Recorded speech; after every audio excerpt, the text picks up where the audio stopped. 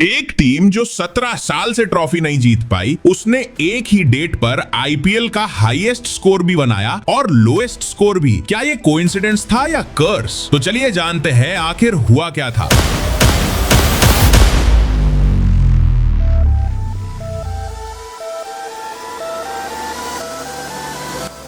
23 अप्रैल 2013 RCB ने 263 run ठोक दिए। ये आईपीएल हिस्ट्री का हाईएस्ट स्कोर था उस टाइम तक। ठीक 4 साल बाद सेम डेट 23 अप्रैल 2017 वही टीम 49 पर ऑल आउट हो जाती है। Can you imagine this? एक डेट, एक टीम और दो ऐसे रिकॉर्ड्स जिनका एक साथ होना लॉजिकली पॉसिबल नहीं लगता है। क्रिकेट में रिकॉर्ड्स बनते हैं टूटने के लिए, पर एक रिकॉर्ड ऐसा भी है जो खुद अपने ऑपोजिट से टकराता है, और ऐसा करने वाला सिर्फ एक टीम है। जी हाँ, आज हम बात करेंगे उन 6 फैक्ट्स की जो प्रूव करते हैं कि आरसीबी सिर्फ एक क्रिकेट टीम नहीं है, ये आईपीएल का सबसे बड़ा मिस्ट्री है। A glitch in the matrix.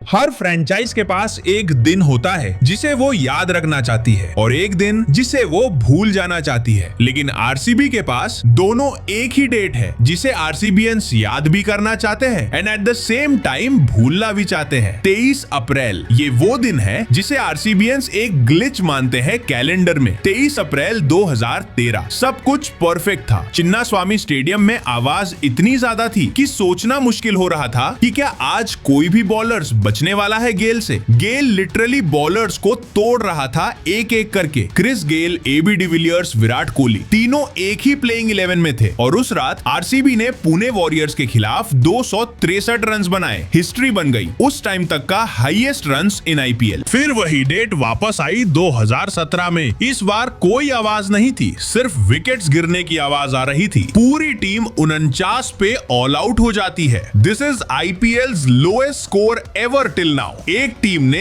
एक ही डेट पर दोनों एक्सट्रीम्स टच किए। आज तक कोई दूसरी फ्रेंचाइज ऐसी नहीं है ऐसा करने वाली। फैंस ने इस डेट को एक नाम दिया है, द कर्स्ड डेट। और ऑनेस्टली इस ग्लिच इन द मैट्रिक्स को देखने के बाद उन्हें गलत बोलने की हिम्मत किसी में नहीं है।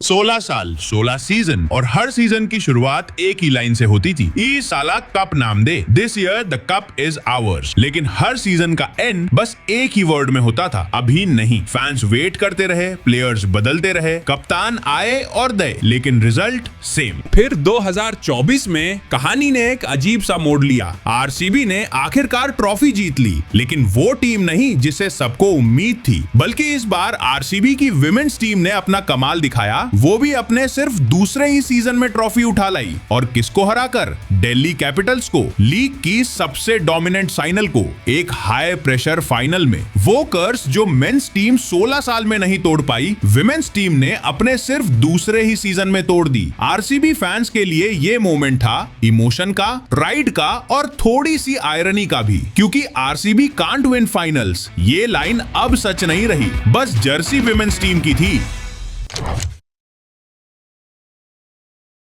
हर आईपीएल सीजन में एक मैच जरूर आता है जिसे आरसीबी फैंस एक्साइटमेंट से नहीं बल्कि थोड़े डर के साथ देखते हैं। वो मैच जब आरसीबी ग्रीन जर्सी पहनती है। और आयरनी देखिए, रीजन बिल्कुल परफेक्ट होता है। एनवायरमेंटल अवेयरनेस, सस्टेनेबिलिटी, प्लैनेट के लिए एक ऐसा कॉज जिसे हम सब सपोर्ट करते हैं। पर प्रॉब्लम ये है कि उस दिन क्रिकेट नॉर्मल बिहेव नहीं करता। ग्रीन जर्सी में आरसीबी का विन परसेंटेज सिर्फ 33% है। मतलब अगर आप फैन हो तो आपको पहले से ही पता होता है कुछ न कुछ गलत होने वाला है, और फिर वही होता है। मैच धीरे धीरे कंट्रोल से निकलने लगता है, और ये सिर्फ हार नहीं होती, ये कोलैप्स होती है, बिजार होती है। वो मैच जिसमें ऑपोजिशन का कोई unknown player career best innings खेल जाता है, वो ओवर जिसमें 4 विकेट गिर जाती है। फैंस अब उस मैच को एक नाम से बुलाते हैं, द गो ग्रीन मैच, जिसका दूसरा अर्थ है गो होम आरसीबी। कोई साइंटिफिक प्रूफ नहीं है, लेकिन आरसीबी के साथ प्रूफ की जरूरत ही कहां होती है। 2016 का आईपीएल सीजन एक ऐसा सीजन था जहां विराट कोहली ने सिर्फ रन नहीं बनाए बल्कि टी20 क्रिकेट की लिमिट्स को ही पुश कर दिया। विराट कोहली ने 973 रन्स बनाए एक सीजन में विद 4 सेंचुरीज। ये रिकॉर्ड आज भी है, शायद हमेशा रहेगा। लेकिन वो बात जो हर कोई नहीं जानता, उनके बाएं हाथ में 7 से 8 स्टिचेस थे, एक इंजरी जो किसी भी खिलाड़ी को रुकने पर मजबूर कर सकती थी। फिर भी एक मस्ट विन मैच में किंग्स 11 पंजाब के खिलाफ कोहली बल्लेबाजी पर गए, हाथ में टांके लेकर। लेकिन वो रुके नहीं, वो खेले, और सिर्फ खेले नहीं, शतक बना दिया। और जब उन्होंने 100 कंप्लीट किया, उन्होंने अपना हाथ उठाया और स्टिच्ड वूंड की तरफ पॉइंट किया। कोई सेलिब्रेशन नहीं, कोई रोर नहीं, सिर्फ एक इशारा, ये देखो। इसके बावजूद ये टी20 क्रिकेट का सबसे बड़ा वॉरियर मोमेंट है। स्टैट्स बताते हैं 973 रन्स, लेकिन वो हाथ बताता है किस कीमत पर। क्या आपने कभी नोटिस किया है कि जब खिलाड़ी आरसीबी छोड़ते हैं तो उनके साथ क्या होता है? शेन वॉटसन आरसीबी में साल बिताए पर ट्रॉफी कभी नहीं मिली। फिर वो सीएसके गए और 2018 में चैंपियन बन गए। मोइन अली आरसीबी में खेले, फिर सीएसके, फिर IPL trophy. Quinton de Kock RCB के साथ स्ट्रगल, फिर एमआई गए, then champion. Yuzvendra Chahal purple cap level का बॉलर, पर वो पीक आरसीबी के बाहर आया। एक एग्जाम्पल कोइंसिडेंस हो सकता है, 2 शायद लक, पर इतने सारे ये कोइंसिडेंस नहीं लगता, ये पैटर्न लगता है। जैसे आरसीबी एक ट्रेनिंग ग्राउंड हो जहां प्लेयर्स ग्रूम होते हैं पर चैंपियंस कहीं और बनते हैं। जैसे आरसीबी कर्स सिर्फ एक मिथ नहीं बल्कि एक ट्रांसफर रूल हो। जर्सी पहन लो तो कर्स साथ आ जाता है, और जर्सी उतारो तो फ्रीडम मिल जाती है। फैंस इसे कहते हैं द आरसीबी एक्सोडस लूप। और सबसे इंटरेस्टिंग बात, ये सिर्फ थ्योरी नहीं है, डेटा भी इसी तरफ इशारा करता है।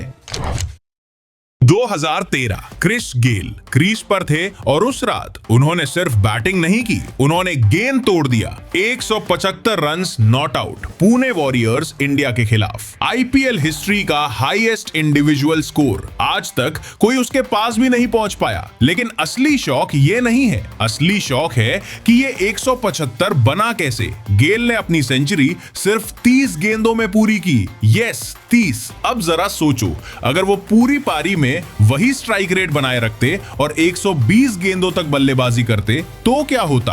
एक प्लेयर, एक इनिंग्स, 400 से ज्यादा रन। ये क्रिकेट नहीं होता, ये कोई वीडियो गेम का चीट कोड लगता। और जब वो 30 बॉल सेंचुरी कंप्लीट पूरी हुई तो सिर्फ ऑपोजिशन ही स्टंट नहीं था, कमेंटेटर्स के पास कहने को शब्द नहीं थे। स्टेडियम में बैठे लोग बस हंस रहे थे, इसलिए नहीं कि फनी था, बल्कि इसलिए कि जो देख रहे थे उस पर यकीन नहीं हो रहा था।